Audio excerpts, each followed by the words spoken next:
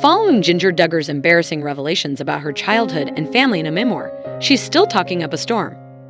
In one recent interview, she opened up about her courtship experience, and this time, not about Jim Bob vetoing suitors before Jeremy came along. Jinger admitted that she obviously found some men handsome. Men who were not Jeremy. Even cultists have adolescent crushes, folks. At the time within the cult, she could not confess these sinful thoughts to anyone, including her own sisters. In the Facebook video, they covered a number of hot topics related to Jinger and her famous family. Among other things, they delved into the purity culture of the IBLP cult.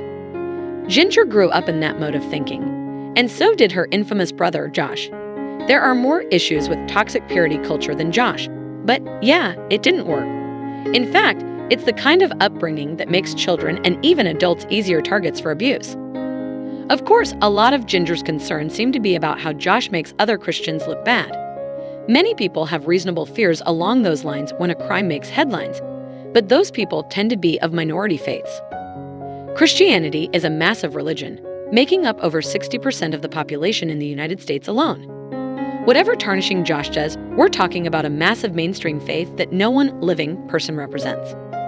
Jinger noted that within her family's cult, things like repentance were very external.